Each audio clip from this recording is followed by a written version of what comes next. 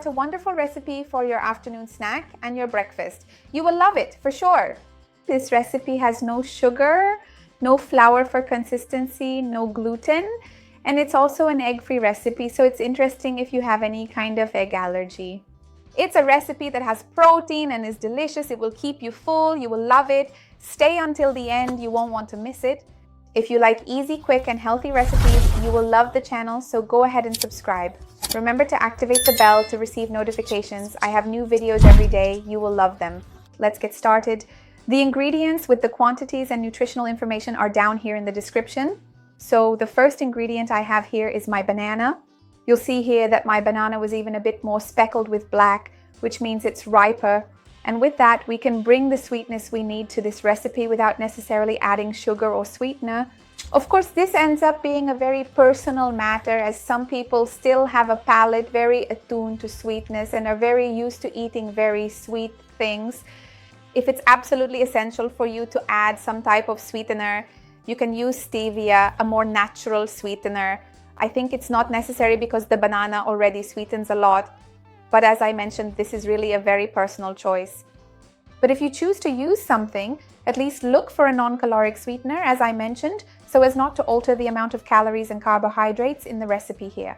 I will mash this well until it becomes a paste. Remember that bananas are rich in fiber. They end up having a lot of potassium, a very nutritious fruit. I have a video here talking about the benefits of bananas, whether they make you gain or lose weight. I'll leave it down in the description for you. Now I will mix my peanut butter into this banana. Remember that I have a video here on the channel teaching how to make it, because peanut butter is actually just taking roasted peanuts and blending them in a processor.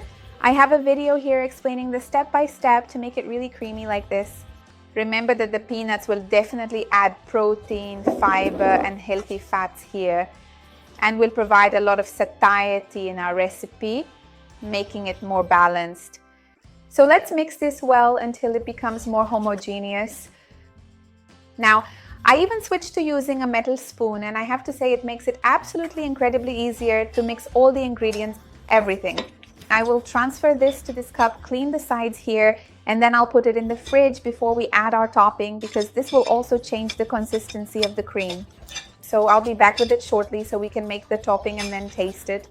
When you pour it, scrape everything well to avoid any waste, because it gets a bit stickier at this point. So I'll fix it here, put it to chill, and I'll be right back. Hold on. For our topping, I will use my natural yogurt here. Ideally, it should be unsweetened yogurt.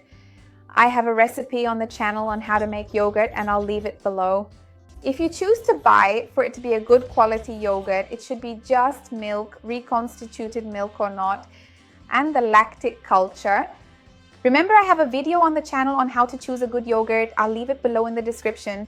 So, to the yogurt, I will add cocoa powder here. Some people don't like to add cocoa because they think it will be too bitter. If that's the case, you can add a bit of sweetener. I think it's not necessary for my taste, especially because the bottom part is sweet, but if it's important to you, go ahead and do it.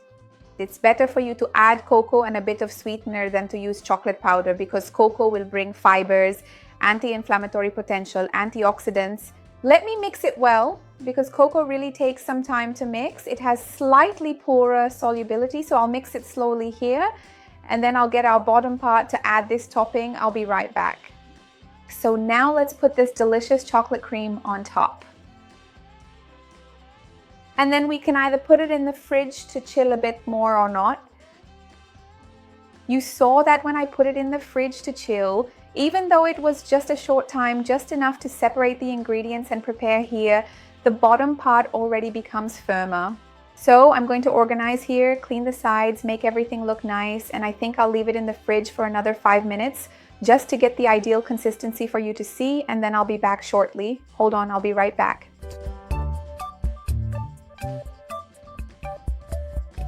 Look at this consistency. Make it and you'll absolutely love it. It doesn't even seem like it has no sugar, no condensed milk, no cream. Make it and you'll definitely love it.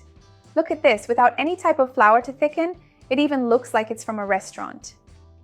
Tell me what time you're going to eat this delight. I would love to see your comment. Remember to like the video, because that way you help me and share it with those who will enjoy it, with those who need it.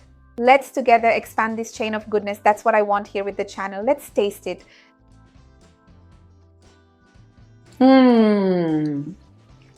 It's very creamy. It looks like an absolutely delicious restaurant dessert. It turned out really amazing.